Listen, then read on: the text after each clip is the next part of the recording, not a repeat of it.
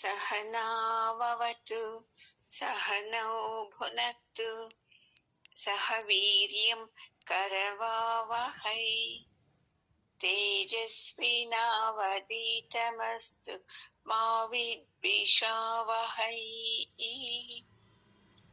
ఓం శాంతి శాంతి శాంతి. గురువు గారి పాదాలకు, జగద్గురు పరమాత్ముని పాదాలకు నమస్కారం చేద్దామండి. 47వ శ్లోకము. కర్మణ్యేవాధికారస్తే మా ఫలేషు కదాచన మా కర్మ ఫల హేతుర్భూః మా తే సంగోస్త్వ కర్మణి. ఈ శ్లోకం చాలా మంది విని ఉంటారు కదండి. ఈ శ్లోకము చాలా ఫేమస్ భగవద్గీతలో. జోక్గా చెప్తా ఉంటారు, పరమాత్ముడే చెప్పాడు కదా, పనులు చేసేదంతే మన కర్తవ్యం, ఏమి ఫల అపేక్షించకుండా చేయాలి అని అంటూ ఉంటాము. ఈ శ్లోకంలో పరమాత్ముడు ఏం చెప్తున్నాడంటే, చూడు అర్జున, నీకు ఏం పని చేసేకు నీతో అవుతుందో చూడు, నీవు దాన్ని చేయాలి అంతే. అయ్యో ఈ పని చేస్తున్నాను, నేను బాగా చేస్తున్నాను, నాకు ఇలాంటి ఫలమే కావాలి అని అనుకునేదానికి నీకు అధికారం లేదు అంటున్నాడు.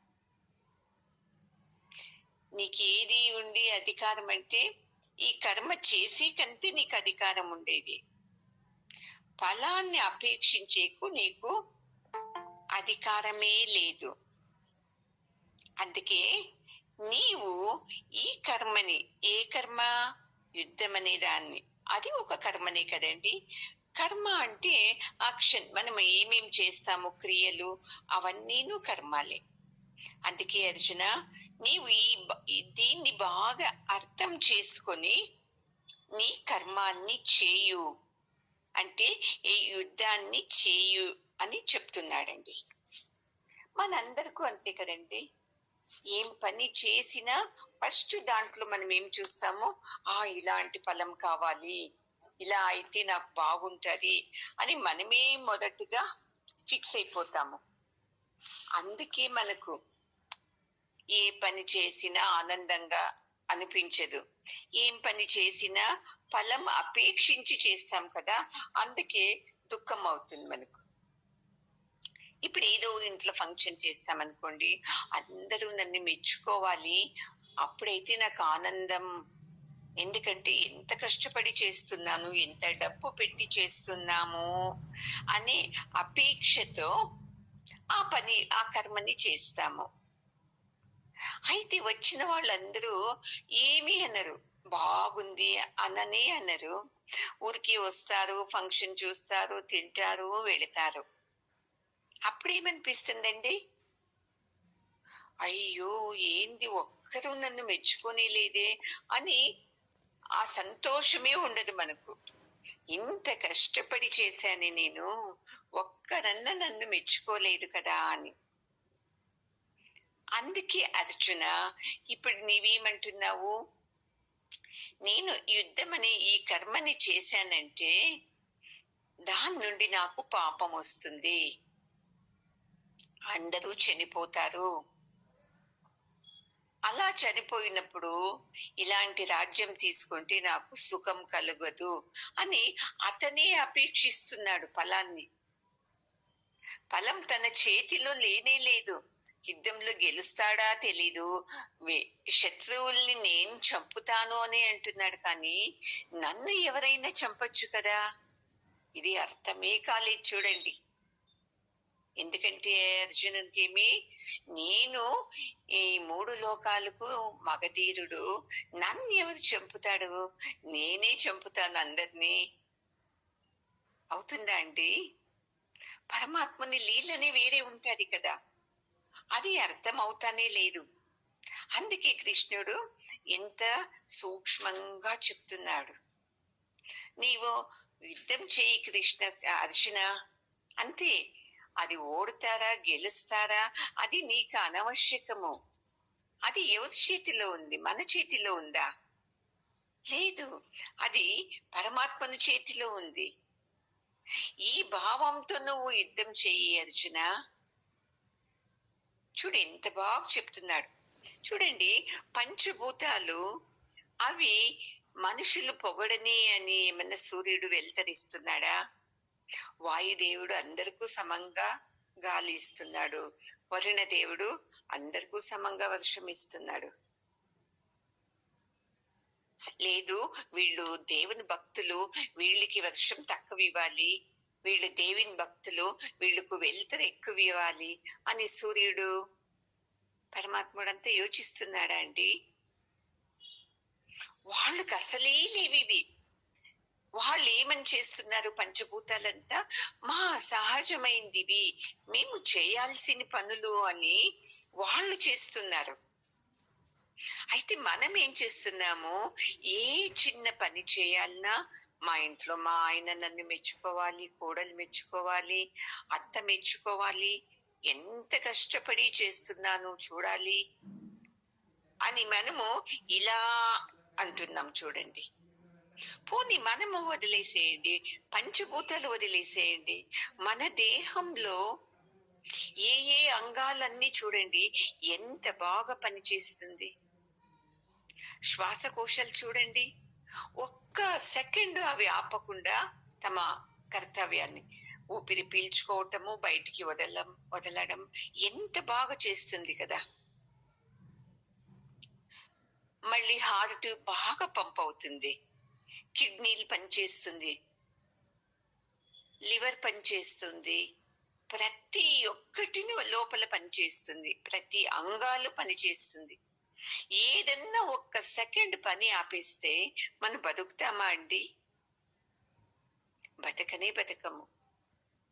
అయినా చూడండి, మనము పుట్టిన తల్లి గర్భంలో ఉన్నప్పటి నుంచినే మన లోపల అన్ని అంగాంగాలు ఎంత బాగా పనిచేస్తుంది. ఏనాడన్నా నీకు అడిగిందా హార్ట్, చూడు నీకు ఎంత పని చేస్తున్నాను, నువ్వు నాకు కృతజ్ఞతలే చెప్పవో అని అడిగిందా అండి? కిడ్నీ అడిగిందా, నా నుండి నీ ఉన్నావు, ఎంత బాగా నేను పని చేస్తున్నాను అని? పోనీ పంచ ప్రాణాలు అడిగావా అండి, చూడు ఎంత బాగా చేస్తున్నాను, మీరు థ్యాంక్స్ ఏ చెప్పటం లేదు అని?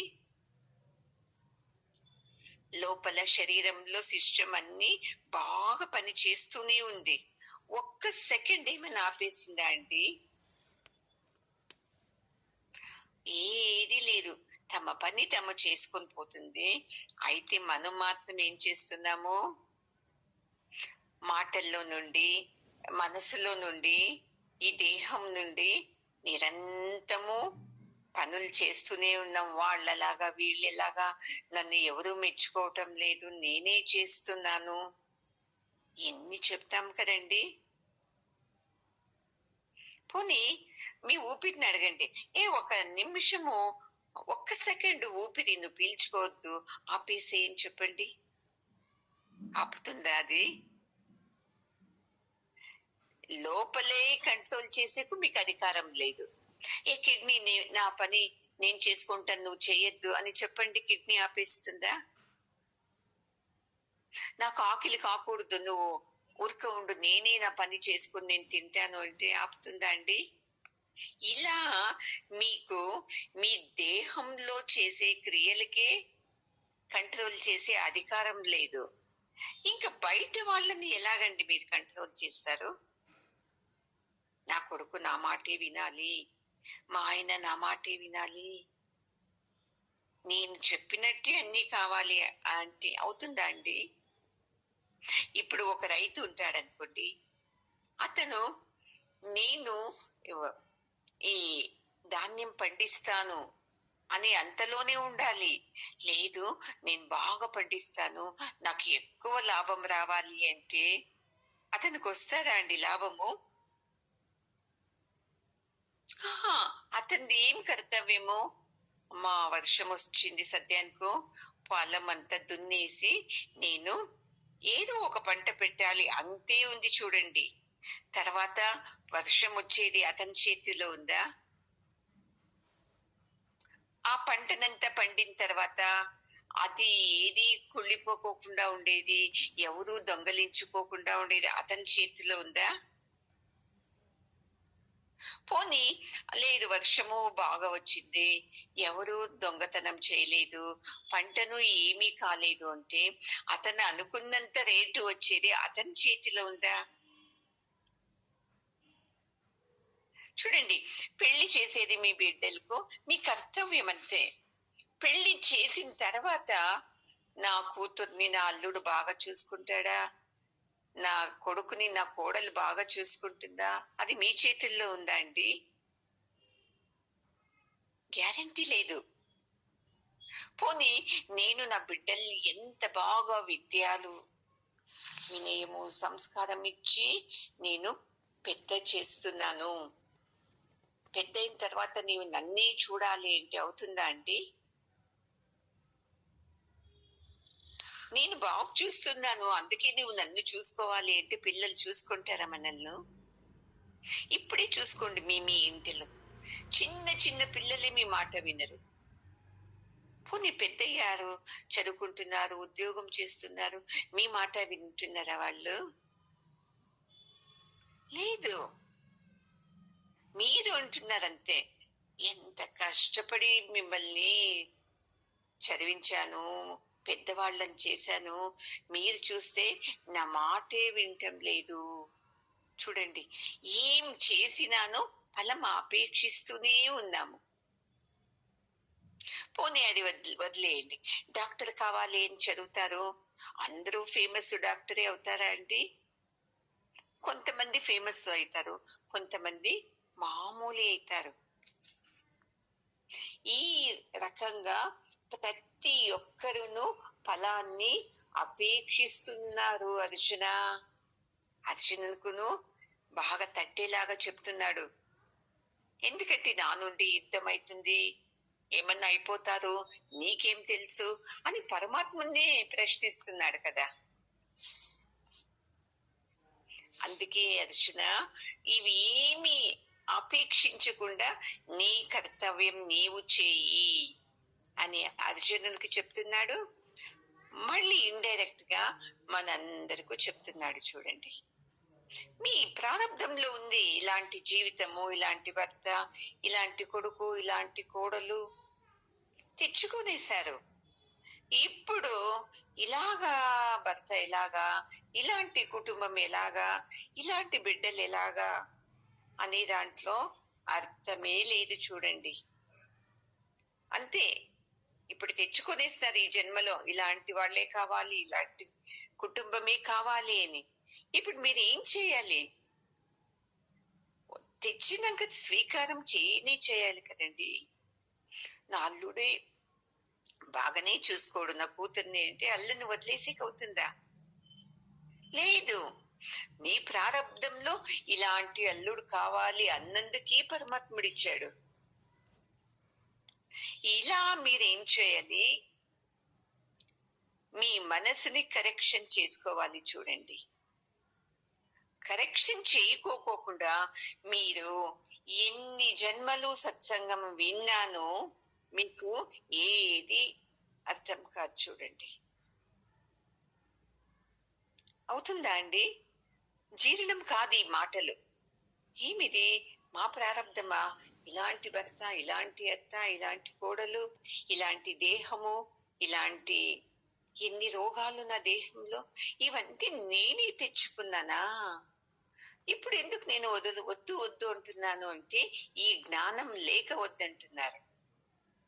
ఈ సత్సంగం జ్ఞానం ఉండింటే, మీకు మీ ప్రారంధంలో బాగుంటే నీ కొడుకు, నీ కోడలు నిన్ను బాగా చూస్తా ఉంటది, మీ అత్త మామని మీరు బాగా చూసుకుంటా ఉంటది. ఇప్పుడు మీ ప్రారంధంలో లేదు అది, నా కొడుకు కోడలు బాగా చూడాలి అని, అందుకే ఎక్కడో ఉంటున్నాము. ఇలా ఎవరు యోచిస్తారో వాళ్లకు ఈ మాయలన్నీ దిగిపోతుంది. చూడండి, లేకుంటే ఇదే మనసులో మాయ ఏంటి? ఇంత కష్టపడి చదివించి ఇంత పెద్ద చేశానే, నన్ని బాగా చూసుకోవే నువ్వు, ఇది తప్పు కదా, ఇలా అంటున్నాము. పరమాత్ముడు అందుకే పదే పదే చెప్తున్నాడు, ఇవి నువ్వు చేయాల్సిన కర్తవ్యాలు. పిల్లల్ని పెంచడము, వాళ్ళకి పెద్ద చేయడము, కష్టపడము, వాళ్ళ కోసం నీ జీవనాన్ని త్యాగం చేయటం, ఇది నీ కర్తవ్యము. వాళ్ళు నన్ను బాగా చూసుకోవాలి అనేది నీ చేతిలో లేదు.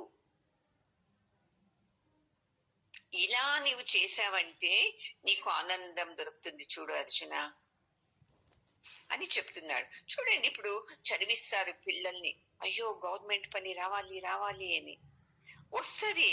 ఏదో ప్యూన్ గా వస్తే మీకు ఇష్టం అవుతుందా? మీ మనసులో ఏముంది? ఆఫీసర్ గా రావాలి అని. ఆఫీసర్ గా ఉద్యోగం వచ్చే అట్లా ప్రారంభం ఉందా నీ బిడ్డలకు? అది గురువు గారు ఎప్పుడూ అంటారు, అయ్యో బిడ్డ పుడితే చాలప్పా నాకు, అందరూ ఈ బిడ్డలు లేరు అంటారు, ఒక్క బిడ్డని ఇచ్చేసేయనేది. బిడ్డలు పుట్టిన తర్వాత అయ్యో ఏం చెడ్డ అలవాట్లు ఉంటది, ఇలాంటి బిడ్డని ఎందుకు ఇస్తవి అనేది. అందుకే పరమాత్ముడు చెప్తాడు, సహజంగా నువ్వు పనులు చేసుకోవాలి, కర్మల్ని చేయాలి. ఇలా చేస్తున్నాను, నాకు అలా కలగని అనే అత్యంత నిరీక్షతో కర్మని చేసావంటే నీకు దుఃఖమే కలుగుతుంది చూడు అర్జున. అలాగని నేనేం కర్మలు చేయను అని కూర్చోడానికి వీల్లేదు. చూడండి, నహి కక్షిత్ క్షణమపి అని చెప్తాడు పరమాత్ముడు. మన దేహంలో ఒక్క క్షణం ఏదన్నా ఒక ఇంద్రియం పని చేయకుండా ఉందా? కళ్ళు చూడండి ఇట్లంటా ఉంటుంది, చెవులు వింటూ ఉంటుంది, హార్ట్ బీట్ లబ్ డబ్ అంటూనే ఉంటుంది, హార్ట్ పంప్ చేస్తూనే ఉంటుంది రక్తాన్ని. ఇలా ప్రతి ఒక్కటి పనులు చేసేటప్పుడు నీవెందుకు నేను పని చేయను, వాళ్ళే చేయని, నేనే చేయాలా అని కూర్చునేది? మళ్ళీ కొంతమంది, మేము ఇలాంటి పనులు చేస్తే మాకు ఇలాంటివే కావాలి, చూడు పరమాత్మ నేను ఈ పూజ చేస్తున్నాను, నాకు ఇలాంటి ఫలం కావాలి, నేను అనుకున్నది దొరకాలి. ఇలా చేస్తూనే ఉన్నాం చూడండి. పోనీ నా బిడ్డలు పెద్దయినాక నన్ను చూసుకోవట్లే నాకు తెలుసు అని వాళ్ళని వదిలేసేకవుతుందా? పోనీ రైతు ఏమన్నా, అయ్యో సరిగ్గా వర్షాలే వస్తలేదు, 2 సంవత్సరాల నుండి నేను పొలం దున్నను, వ్యవసాయం చేయను అంటే అవుతుందా? ఇవి అందరికీ ఉద్యోగం ఎక్కడొస్తుందండి, అందుకే నా బిడ్డల్ని ఊరికే 5వ తరగతికి ఆపేశాను అంటే అది సరేనా? అలానూ తప్పు చూడండి. ఏ కర్మలు చేయకోకుండా ఉండేది తప్పు, కర్మ చేస్తూ ఫలాన్ని అపేక్షించేది. నా బిడ్డలను పెద్ద అయిన తర్వాత బాగా చూడని వాళ్ళను పెంచటం 2 తప్పు చూడండి. ఈ జగత్తు మాయతో నిండిపోయిందండి, అందుకే మనకు తెలీదు. నిరీక్షించుకొని మనం అన్ని కర్మలు చేస్తున్నాము. ఏంటి నిరీక్ష? లాస్ట్ మనకి ఏమొస్తుంది? దుఃఖమే వస్తుంది చూడండి. అయ్యో అదేలాగా నేను హాస్పిటల్కి వెళ్తాను, 100% నయమైతుంది అని చెప్తేనే మెడిసిన్ తింటాము అంటామా అండి? మనము చూస్తాము, మెడిసిన్ తిందాము, తగ్గితే మంచిదే అని తింటామా లేదా? పోనీ బిడ్డ పుట్టేటప్పుడు ఏమన్నా మనము తెచ్చుకున్నామా బర్త్ సర్టిఫికెట్? లేదు, ఇలాంటి రోజే వెళతాము అని డెత్ సర్టిఫికెట్ ఏమన్నా తీసుకుంటామా అండి? ఇవన్నీ సహజంగా జరిగిపోతూనే ఉంది అర్చన. అయితే మాత్రము నీ మనసులో ఏమి, అందరూ అంతే అపేక్షించి పనులు చేసే దాని నుండినే దుఃఖం కలుగుతా ఉండేది. మొదలు దీని నుండి నువ్వు బయటికి రా. నాది ఏమీ లేదు, నేను పని చేయటం అంతే నా కర్తవ్యము, నీవు యుద్ధం చేయటం అంతే నీ కర్తవ్యము. ఇక మనలాంటి వాళ్ళు తెచ్చుకున్నాము సంసారాన్ని. ఈ సంసారాన్ని ఈ సత్సంగం జ్ఞానంతో చేశామంటే మనకు ఎప్పటికీ దుఃఖం కలగదు. ఈ జ్ఞానంతో చేయలేకుంటే దుఃఖం దుఃఖం ఎందుకు ఇలా అవుతుంది, ఎందుకు ఇలా అవుతుంది అని. అర్జునుడు అంతే, ఈ జ్ఞానంతో యుద్ధం చేస్తా లేదు. అవును, ఇది నా కర్తవ్యం కదా. నేను క్షత్రియుడైనాక క్షత్రియుని ధర్మమే యుద్ధం చేయటం. రాజు ఏం చేయాలి? తన ప్రజల్ని కాపాడుకోవడానికి యుద్ధం చేయాలి. అలాగా నేను చేయకోకుండా యుద్ధం నుండి నేను వెళ్ళిపోతానప్ప, నాకొద్దు ఇది, వాళ్ళే గెలవని నేను గెలుస్తాను అని ఏం గ్యారెంటీ? వాళ్ళందరూ చనిపోతారు. ఇలా తనే ఏదేదో ఊహించుకుంటూ చెప్పినందుకు పరమాత్ముడు ఇలా చెప్తున్నాడు చూడండి. ఒకవేళ ఇప్పుడు సత్సంగాన్ని నేను బాగా చేస్తాను అందుకే వీళ్ళందరూ వస్తారు అంటే మూర్ఖత్వం కదండి ఇది. నాకెలా వచ్చింది ఇది? గురువు గారు నాకు ఉపదేశించిన దానికి వచ్చింది. ఒకవేళ మీరు ఎవరు రాలేకుంటే నేను ఎవరికి చేస్తా ఉంటుంది కదండి. ఇలాగా అందరి సహకారంతో జరగాలి పనులు. నా నుండి అవుతుంది, నేను చేశానంటే ఇలాగే కావాలి అనే భావంతో మనం చేయకూడదు. చూడండి, కొంతమంది ఇదే మనోవికారాలు వాళ్లకు. నేను మాట్లాడినందుకు సరిపోయింది, నేనున్నందుకు ఆ పని సరిపోయింది, నేను వాళ్లకు సర్ది చెప్పినందుకు సరిపోయింది, నా నుండి పని బాగైంది, ఎన్ని చెప్తారు మీకు తెలుస్తుంది కదా. చేసింది కొంత, చెప్పేది కొండంత అంటారు కదండి. కొద్దిగా ఊరికి అలా పారాడి చేస్తారంతే. మళ్ళీ పాపము ఎంత కష్టపడి చేస్తే వాళ్ళకు రాదు. వీళ్ళు ఊరికి అలా ఇలా పారాడిన వాళ్ళకి మాత్రము అయ్యో ఎంత పని చేశారండి వీళ్ళు, అయ్యో పాపము అనేస్తారు. అందుకే మనం ఎప్పుడూను అంతే, దేహాన్ని నుండి ఈ నోటి నుండి మనసు నుండి పనులు చేస్తూనే ఉండాల. ఊరికి కూర్చోడానికి కానే కాదు, అలా చేస్తూ పోవాలి. అంతేకాని ఏం పని చేసినా ఏదో కావాలి అని చేశావంటే అర్జున నీకు దుఃఖమే కలుగుతుంది. చూడు, సుఖం కలగదు నీకు. ఇలా చెప్పినప్పుడు అర్జునుని ముఖం చూశాడు. అర్జునునికి ఏమి అర్థం అవుతానే లేదు. చూడండి, ఏంది ఇన్ని చెప్తున్నాడు కదా, ఏందేందో నాకు అర్థమే అవుతా లేదు కదా అని మళ్ళీ ఒక మాట అనేశాడు. చూడు, ఇన్నన్నీ నేను చెప్పాను నీకు, ఈ యుద్ధం చేసేదాని నుండి నాకు లాభం వస్తుంది, లేదు నష్టం వస్తుందా, లేదు జయం వస్తుందా అని నీవు యోచించకు. ఎందుకంటే ప్రతి ఒక్క పనుల్లోనూ ఏముంటుంది? లాభాలు ఉంటుంది, నష్టం ఉంటుంది, జయం ఉంటుంది, అపజయం ఉంటుంది. ఇది తెలుసుకొని నీవు పని చెయ్యి అర్జున, బాగా అర్థం చేసుకో. వాళ్ళు ఓడిపోతారేమో, వాళ్ళు చనిపోతారేమో, ఇది నీకు అక్కర్లేదు. నీ కర్తవ్యం యుద్ధం చెయ్యి. అలాగే మనము అంతే. చూడండి, నేను ఈ పని చేస్తున్నాను, నేను ఈ సత్సంగం వింటున్నాను, నన్ను ఉద్ధరించేకి కాదు కదండి, మీ ఉద్ధారానికి సత్సంగం వింటుంది. మీ మనసును కరెక్షన్ చేసుకొని ఇంట్లో వాళ్ళతో ఎలా ఉండాలి అని తిద్దుకొని వెళ్ళేది మీ కర్తవ్యం. అది నేను చేసేది ఒకే పాఠమే, 10 మందికి చేసేది. అయితే 10 మందిలో అందరికీ ఇది వర్క్ అవుతుందా? లేదు, ఊరికి ఇలా విని అలా వదిలేస్తారు. లేదు అంటే ఓ సత్సంగం వింటున్నాను పుణ్యం వస్తుంది అని వినేది కాదు. ఎవరు విని దీన్ని మనసులో పెట్టుకొని అలాగ జీవిస్తారు చూడండి, వాళ్ళు ముందుకు వస్తున్నారు అని లెక్క. చూడండి, మొన్న ప్రమిళ ఫోన్ చేసింది నాకు, నేను పుణ్యక్షేత్రాల్లో ఉంటేనేమా క్లాస్ వినేకి కాలేదు, చాలా బాధ అవుతుంది నాకు, మళ్ళీ నెక్స్ట్ క్లాస్ ఎప్పుడుంది. చూడండి, ఇది ఆసక్తి. ఇలా రావాలి అంతే. క్లాసు ఒకటి మిస్ అయినానో ఏదో ఉంటుంది క్లాస్ లో, నెక్స్ట్ క్లాస్ లో అది లింక్ తప్పిపోతుంది కదా. ఇలా రావాలి అంతే. కానీ సత్సంగం వింటే పుణ్యం వస్తుంది, సత్సంగం వింటే ఏదో వస్తుంది అని నేర్చుకునేది కాదండి.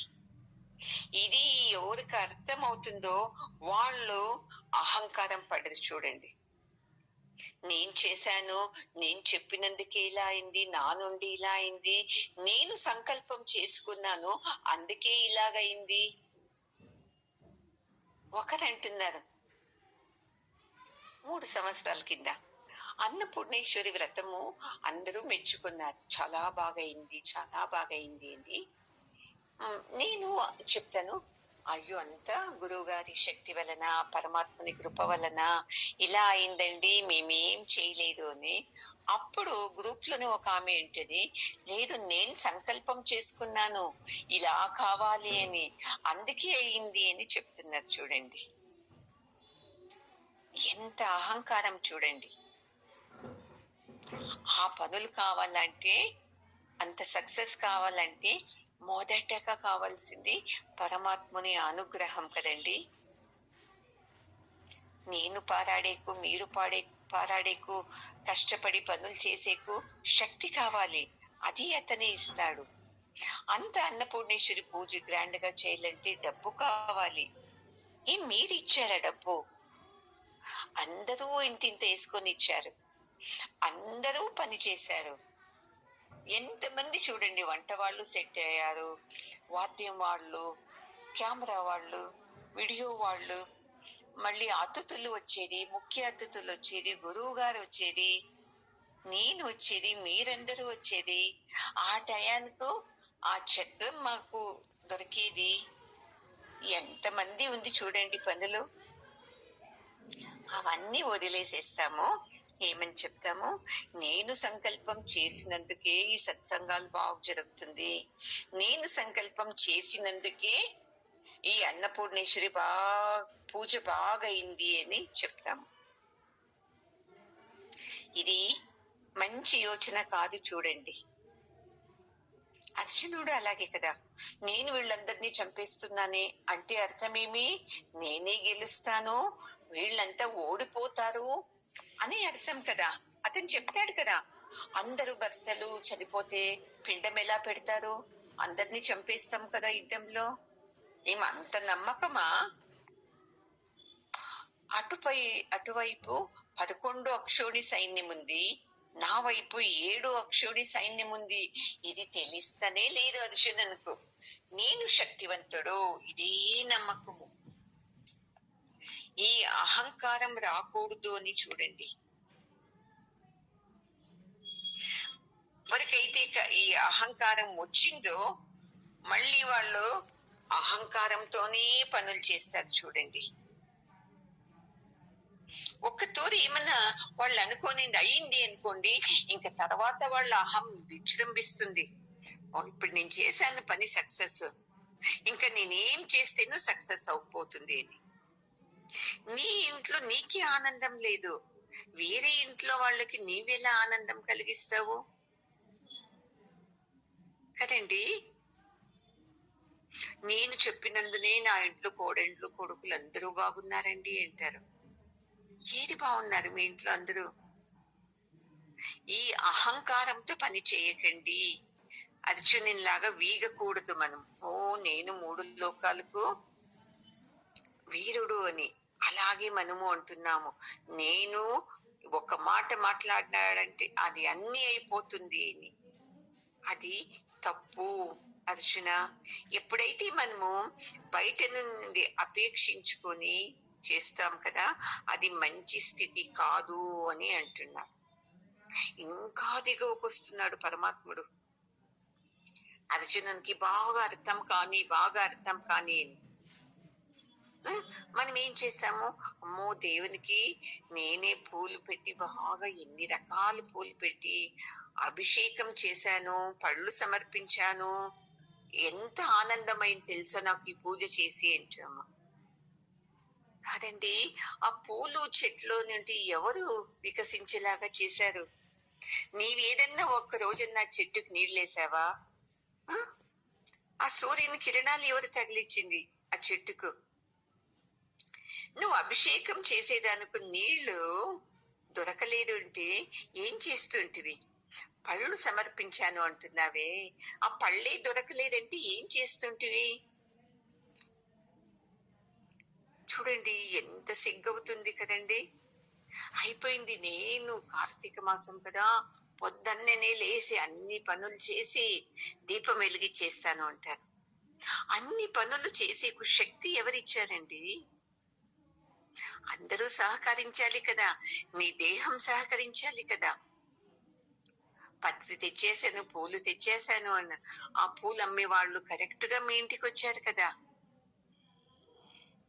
అందుకే అక్క మహాదేవి ఎంత బాగా చెప్తుంది.